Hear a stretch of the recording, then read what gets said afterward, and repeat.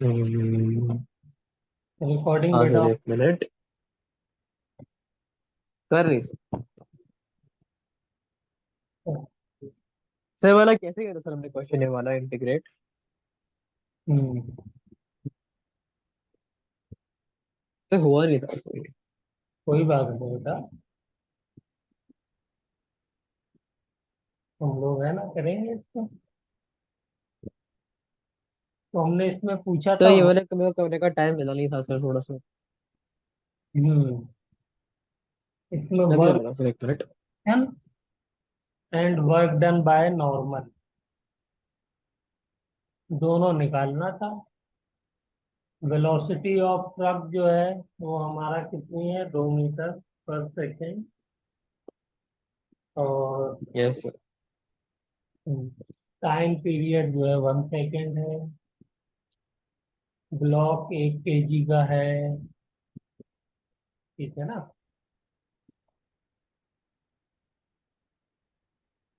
ये सब चीजें हमको दी हुई है। ब्लॉक का एंगल जो है वो 30 डिग्री सेंटीग्रेड है।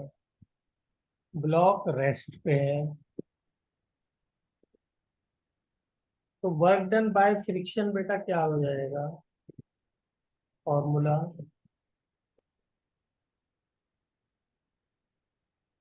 तो work done bye okay. Into displacement, बस। यस। अब ये दोनों चीजें आपको निकालनी है, लगाइए दिमाग 2 मिनट। फ्रिक्शन फोर्स किसके बराबर होगा, क्या होगा।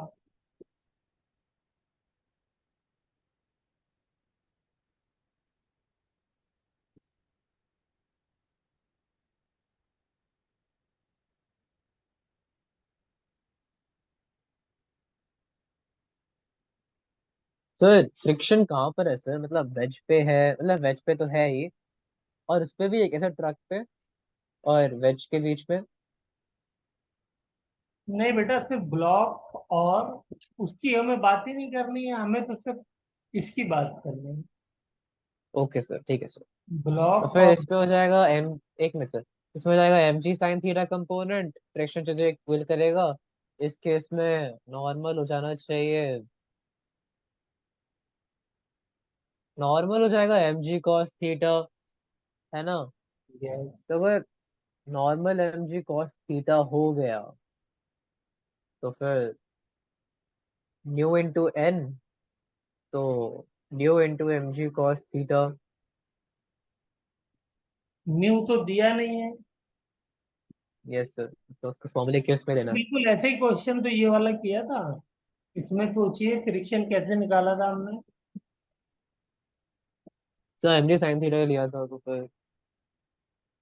क्यों लिया था M G sine theta, cos theta sir क्यों नहीं क्योंकि वो लिया था।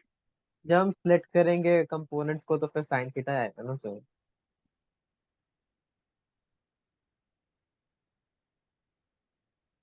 साइन सर थीटा जब हम कंपोनेंट्स को स्प्लिट करेंगे एम जी के, तो फिर साइन नहीं, थीटा लेना पड़ेगा ना नहीं फ्रिक्शन फोर्स हमने जो है वो किसके बराबर लिया था। सर। फ्रिक्शन फोर्स तो हमने एम जी साइन थीटा के बराबर लिया था हाँ, क्यों लिया था। सर, क्योंकि वो जब एम जी का कंपोनेंट उससे मैच कर रहा था। क्योंकि हमारा ब्लॉक रेस्ट पे है। तो रेस्ट पे जब ही रहेगा ना, जब M G yes sine sir. Theta is equal to friction force हो। ये वाला पॉइंट आपके दिमाग में नहीं आया। कौन सा पॉइंट सर? तो यहाँ कि ब्लॉक रेस्ट पे है तो जब ही रेस्ट होगा ना, जब फ्रिक्शन फोर्स तो पीछे की तरफ लगेगा यहाँ पर, और एम जी साइन थीटा इधर लगेगा, साइन यस सर। 30। तो ये हाँ जो सर। एम जी साइन 30 के बराबर होगा फ्रिक्शन फोर्स। बोलिए। हाँ सर। तो यहाँ से मैं नहीं। कह सकता हूँ कि फ्रिक्शन फोर्स जो मेरा है वो बराबर है M G sine 30। Yes sir. तभी तो रेस्ट पे रहेगा बस। तो इसकी वैल्यू रख दीजिए। sin 30 कितना होता है, 1/2। mg कितना हो जाएगा, 10। 10 × 1/2 कितना हो जाएगा, 5। 5। 5। Yes sir. Very good. Yes sir. अब आ जाइए डिस्प्लेसमेंट, एस निकालिए।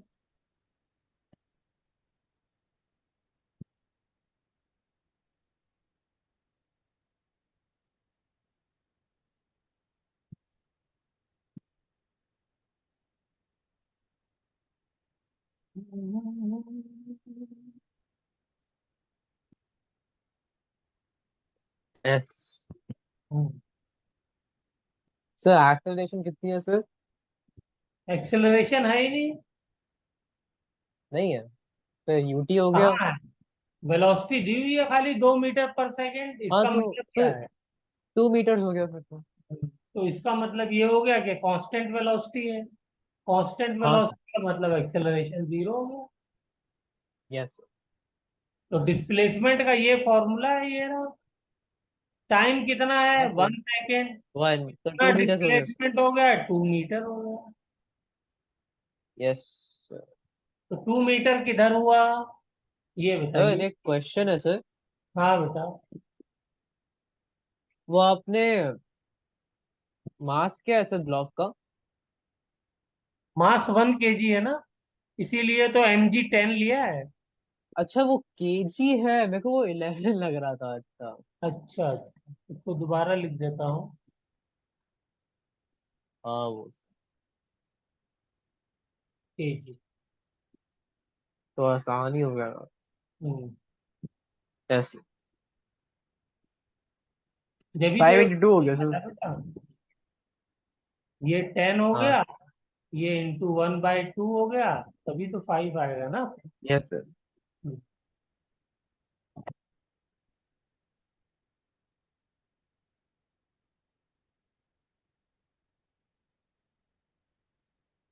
तो डिस्प्लेसमेंट भी हमारा 2 आया। अब बताइए क्या यस सर। करें, सीधे 2 से मल्टीप्लाई करेंगे या डिस्प्लेसमेंट पहले बताइए किधर होगा। क्या सर? क्या कह रहे हैं सर? डिस्प्लेसमेंट जो हमारा 2 मीटर आया है ब्लॉक का, हाँ सर। हाँ सर। 2 ही मीटर आया है ना, इसका डायरेक्शन क्या होगा। सर डायरेक्शन ऑफ ये तो वेलोसिटी। डायरेक्शन, जब हमको डायरेक्शन पता होगा तभी तो एंगल कॉस थीटा निकालेंगे। हाँ सर। तो तो हमें क्या डायरेक्शन ऑफ लिखना पड़ेगा, वेलोसिटी हो टू गया। कॉस, और थीटा की जगह एंगल भी तो चाहिए होगा ना। हाँ सर। डिस्प्लेसमेंट का एंगल निकालिए। तो डिस्प्लेसमेंट किधर होगा, सर इस तरफ मतलब जिधर डायरेक्शन ऑफ ट्रक जा रहा वेलोसिटी। है उस तरफ होगा। Direction of velocity yes sir. हम्म, ये हो जाएगा डिस्प्लेसमेंट, एस। ठीक है ना, ये एस हो यस। गया। हा हा हा हा। तो अब मुझे ये बता दीजिए कि इसका कॉस थीटा क्या होगा। Good point. किसके साथ चाहिए कॉस थीटा, फ्रिक्शन के साथ। फ्रिक्शन के साथ। Very good. अब आप निकाल सकते हैं, लगाइए आइडिया। ये वाला एंगल चाहिए, ये वाला, दिस इज हाँ सर। थीटा।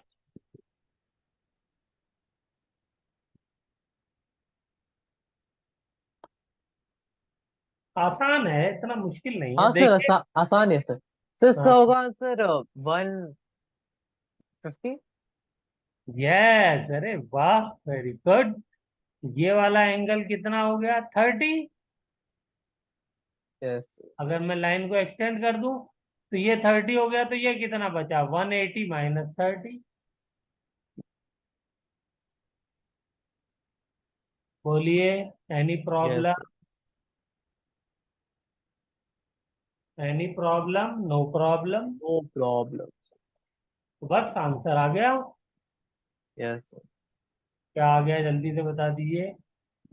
सर। कॉस 150 कितना होता है एन सर, मतलब और sorry, cos negative one negative root fifty three by two टू बजाय ना। हम लिखेंगे कॉस 30। और सर क्योंकि negative root three by second two होगा। क्वाड्रेंट में है तो माइनस साइन लगा देंगे। यस। तो कितना आंसर आ गया, cos 30 बेटा कितना होता है? √3/2। √3। नेगेटिव √3/2। ये हो जाएगा -10 √3/2। तो ये हो जाएगा 5√3 फाइव -5√3। √3 जूल।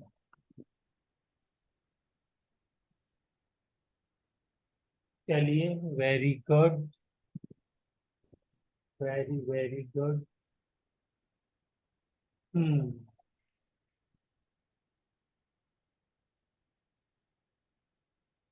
अच्छा, यहीं पे अगर मैं कह देता work done by friction force for driver, जो यहाँ पे ड्राइवर बैठा हुआ है, गाड़ी चला रहा है, उसके लिए, तो क्या हो जाता? तो उसकी डिस्प्लेसमेंट हुई नहीं ना सर। हाँ, तो उसके लिए 0 हो जाएगा। चलिए, अब नॉर्मल निकालते हैं। नॉर्मल वाला बताइए कैसे करें। नॉर्मल हो जाएगा mg cos थीटा। हम्म। यस, नॉर्मल हो जाएगा एन इनटू डिस्प्लेसमेंट। यस। ये हो जाएगा एन किसके बराबर होगा? mg cos 30। यस प्लेसमेंट हम निकाल ही चुके हैं। सर, एंगल हो जाएगा 60 डिग्रीज। तो फिर mg cos 30, तो मतलब 10 10 × √3/, एक minute sir, 10 × √3/2 into 2 into cos 60, which is 1/2। Yes, इसका आंसर 5√3 होगा सर। cos 60। एक मिनट सर, मैं मच्छर का ऑर्डर होना चाहिए सर, तो मैं पजामा पहन के आता हूँ सर, एक मिनट। ठीक ठीक, ओके। एक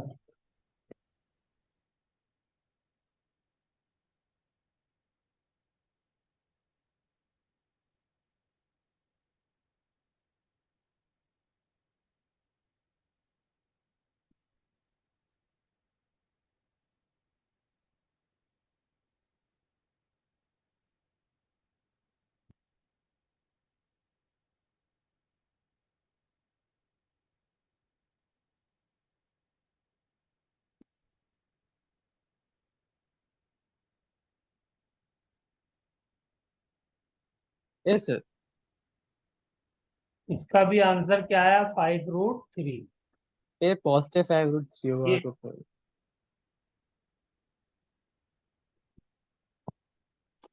ठीक है।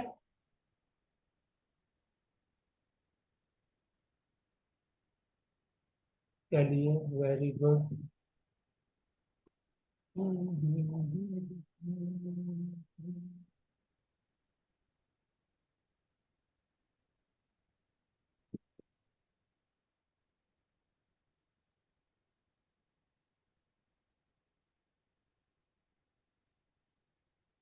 अच्छा, एक क्वेश्चन और दिया था ना हमने, as a function of time.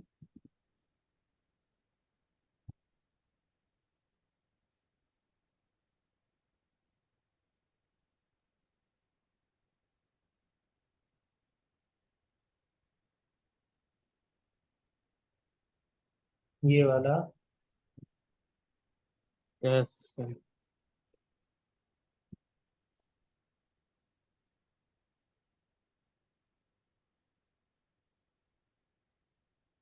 Try करिए इसको। तो मेरे को इंटीग्रेशन नहीं आता सच में। इंटीग्रेशन का फॉर्मूला तो बेटा सिंपल वाला ही लगे। मतलब इसमें इसमें एस से वो नहीं है ना, मतलब टी से हाँ, है तो फिर। इसमें जो वेरिएबल्स हैं वो डिफरेंट। तो टी को हमें एस में बदलना है या एस को टी में बदलना है, दोनों को किसी एक में इंटरचेंज कर लीजिए।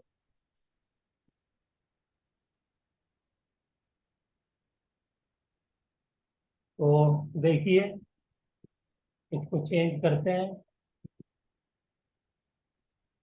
D W is equal to F dot D S, ये लिख सकता हूं मैं। यस। एफ मेरा क्या है, 2t स्क्वायर। अब डीएस को मैं अगर टी से डिवाइड कर दूं और टी से मल्टीप्लाई कर दूं dt से,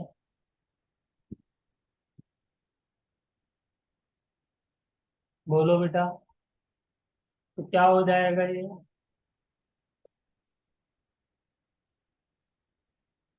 हाँ, के D S by D T की वैल्यू होती है V, two T square. T into D T. अब हो जाएगा इंटीग्रेट। अभी वेलोसिटी भी तो है, वेलोसिटी को कैसे करेंगे।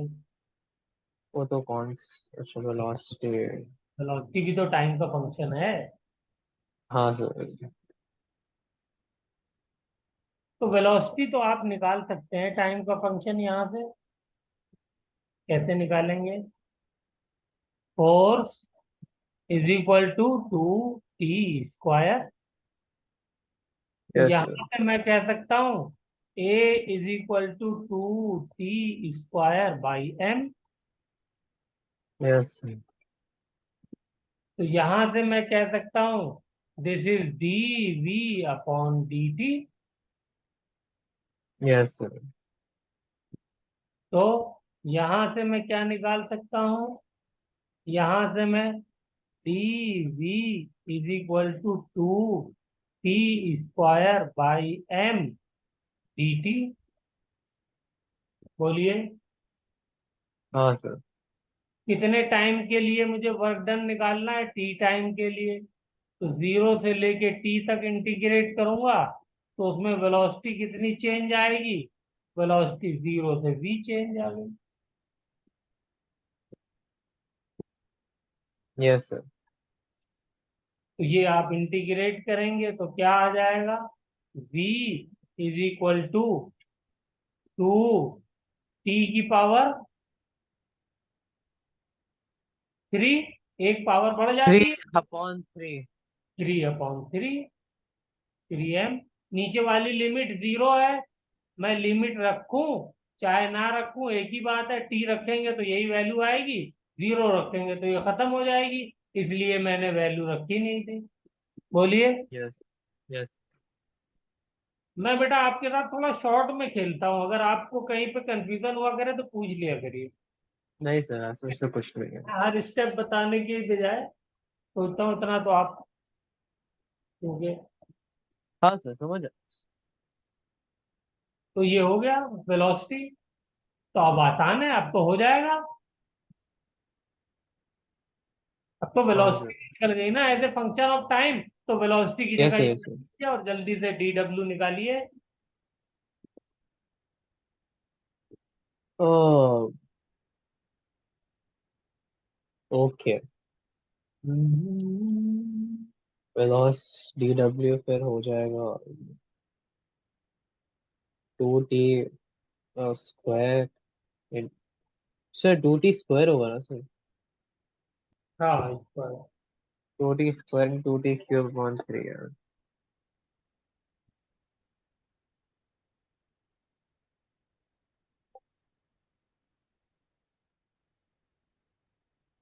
4/3 m t की पावर 5 dt, जीरो से लेकर के टी तक। ठीक है बेटा। यस। आ जाएगा 4/3 m w टी की पावर कितनी हो जाएगी? 6। इंटीग्रेट करेंगे तो पावर एक बढ़ जाती है ना। यस टी की पावर 6। डिनोमिनेटर में क्या आएगा? सर, डिनोमिनेटर में आ जाएगा 6। 6, वही पावर ही आती है। यस। ये 0 से टी हो गया। बस आंसर बताइए क्या हो जाएगा।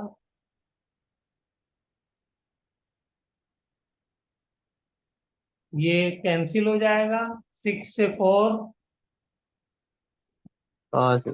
नीचे 3, ऊपर 2, 2/9 m,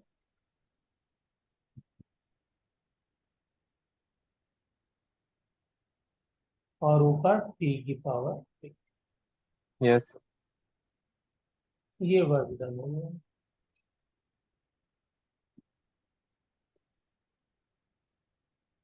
ठीक है ना बेटा? हाँ सर। चलिए, तो ये हमारा हो गया 3, 9।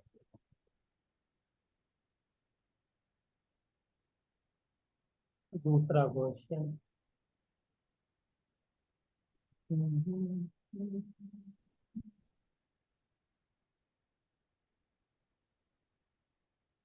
और कुछ क्वेश्चंस करते हैं।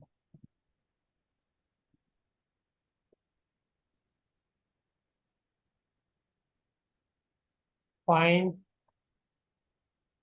Work done by the force F is equal to 2i + 3j। ठीक है। हाँ सर। इन सर वर्क तो स्केलर क्वांटिटी होती है ना, तो सर। है बेटा। पर वर्क तो अच्छा फोर्स, अच्छा अच्छा, ओके हाँ, ओके ओके सर। फोर्स ये है in moving the object from point 1, 2,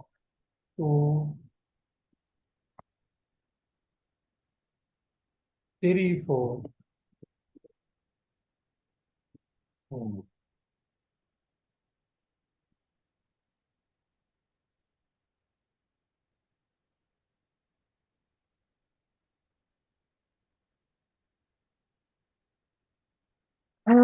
okay.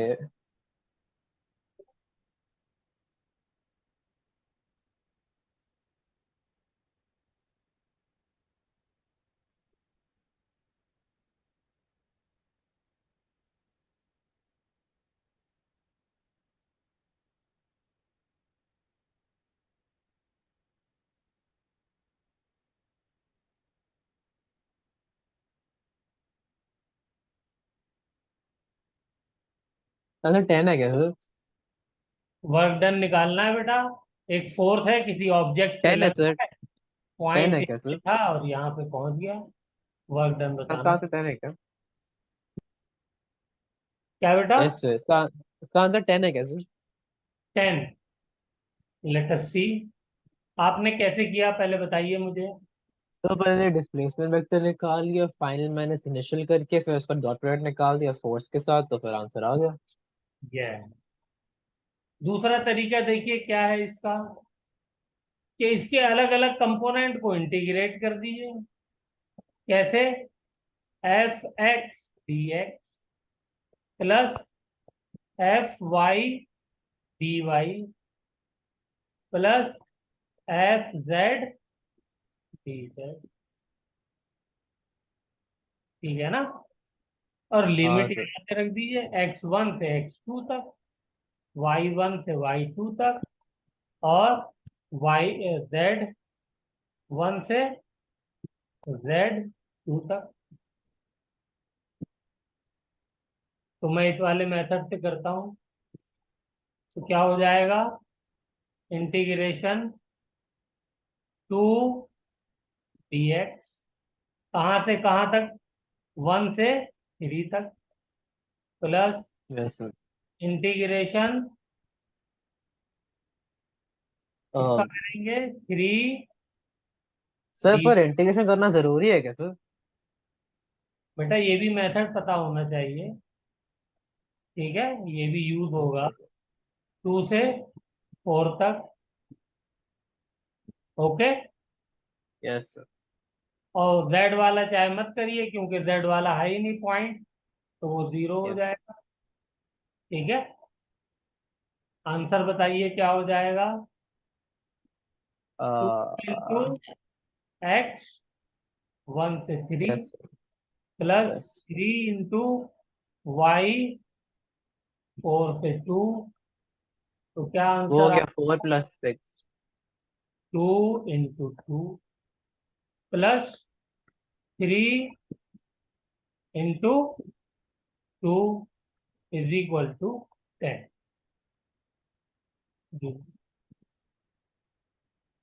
Okay, बोलो बेटा, क्लियर है।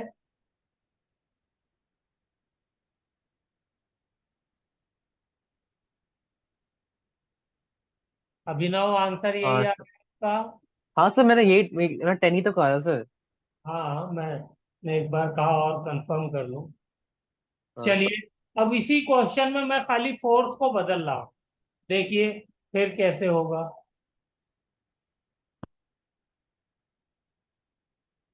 Question number 11, in the above question, yes force sir. Is equal to X I cap plus Y square J है।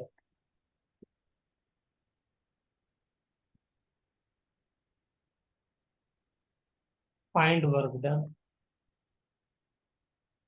अब देखिए, पहले वाले मेथड से आप कर पाएंगे। नहीं करिए, इसका जल्दी से आंसर बताइए।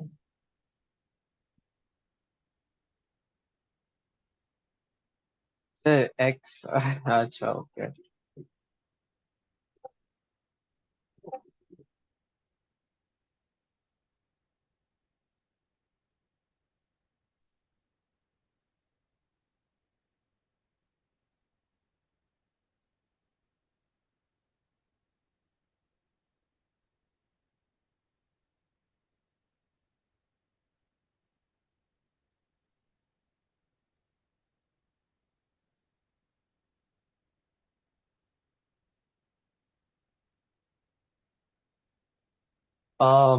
ओके। तो हो गया x² / 2 to the limits of 3 and 1। और वो हो गया y3/3 to the limits of 4 and 2। फिर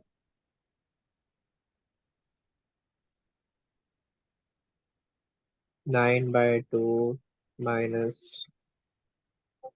1/8/2 is equals to 4। y² by y³ by 3।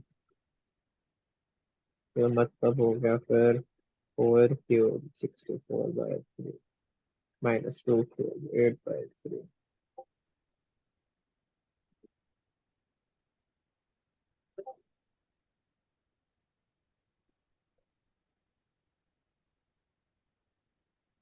64 minus 8, 56।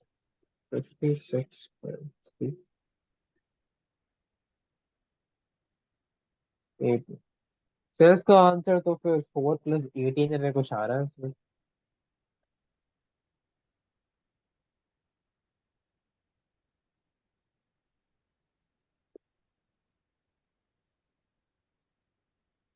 यही आ रहा है। Yes sir. अब इसको सॉल्व कर लीजिए, आंसर जो आ रहा है वही आंसर है। यही आया था sir। गुड। अच्छा ये बताइए कि इन दोनों फोर्सेस में क्या मैंने पाथ के बारे में कुछ बताया है? मान लीजिए 1 1 जो पॉइंट है वो यहाँ है, और 3 3 पॉइंट यहाँ पर है। तो मुझे ये बताइए कि मैं ऐसे गया यहाँ पे, या ऐसे गया, या ऐसे गया। ये पाथ नंबर 1 हो गया, ये 2 हो गया, ये 3 हो गया। क्या मैंने इसकी कोई बात करी? नहीं। पाथ से गया, और आप किसी भी पाथ से जाइए, इसका मतलब ये जब मैंने बात नहीं करी तो इसका मतलब क्या हो गया? इसका मतलब ये होगा कि आप चाहे 1 पाथ से जाओ, चाहे 2 से जाओ, चाहे 3 से जाओ। पर डिस्प्लेसमेंट तो शॉर्टेस्ट डिस्टेंस ही बता होता है रहा ना। हूं, इसलिए बहुत ध्यान से सुनना है। तो इन यस दोनों सर। केसेस में किसी भी पाथ से जाओ, वर्क डन सेम आएगा। Yes sir. ठीक है, इस बात को लिखिए और इसको अलग से पॉइंट बना लीजिए। ये ये पहला पॉइंट क्या है? 1 और 3। दूसरा क्या है? 2 और 4। अब मैं इससे चाहे ऐसे जाऊं, 1, चाहे ऐसे जाऊं, 2, और चाहे ऐसे जाऊं, 3। W1 is equal to W2 is equal to W3 in both the cases.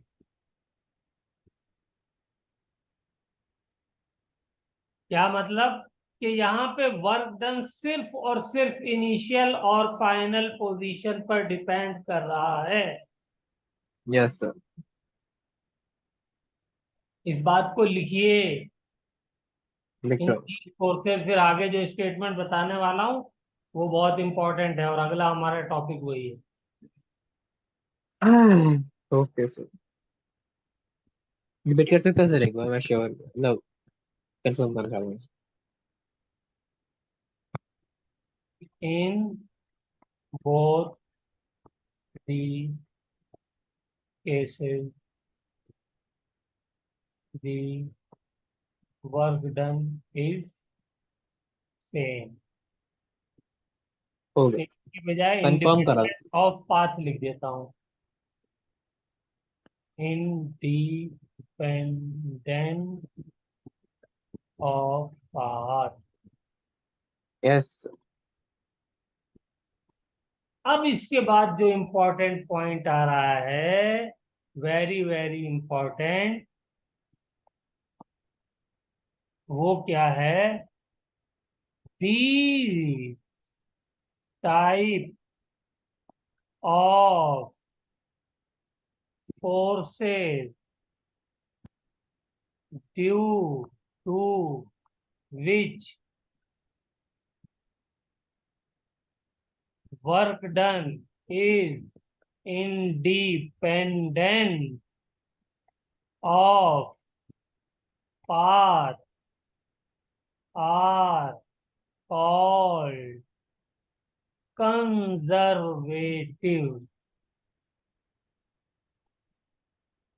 force।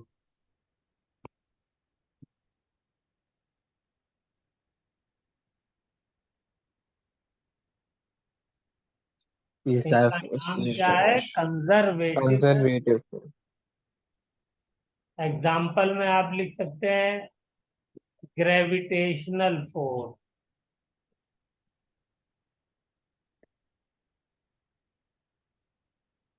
Force, electrostatic force, spring force,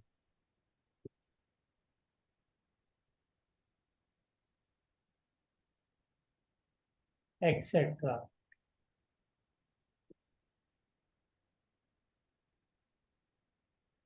तो अगला हमारा टॉपिक यही है, और इसी में चाहे तो लिख लीजिए, and the forces on which the work done depends upon the path is called non-conservative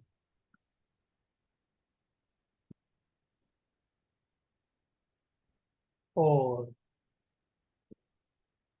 Example, friction force.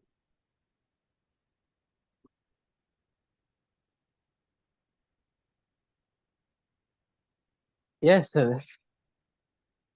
ठीक है ना? देख लिया sir. Friction force, gravitational force, मान लीजिए मैं, मेरी ये बॉडी यहाँ पर है, मास एम, इसको मैं हाइट एच पे ले गया। Work done due to gravitational force क्या होगा? mg/h। बोलिए। Yes sir. हाँ सर। दूसरा मैं ऐसे ले गया,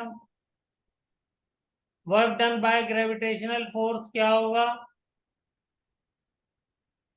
ये हाइट h है, तो यहां पर भी mgh। बोलिए। यस बोलो सर। बेटा, एनी प्रॉब्लम? नहीं सर। मैं ऐसे ले गया, ये h है, मास को यहां से ले गया यहां पर भी क्या हो जाएगा? mgh। ये वर्क डन बाय किसके है? Gravitational force. लेकिन फ्रिक्शन में मुझे बताइए, फ्रिक्शन में मैं ऐसे लेके जाऊं और ऐसे लेके जाऊं, क्या सेम होगा? फ्रिक्शन में ऐसे लेके जाऊं या ऐसे लेके जाऊं, ऐसे, क्या सेम होगा?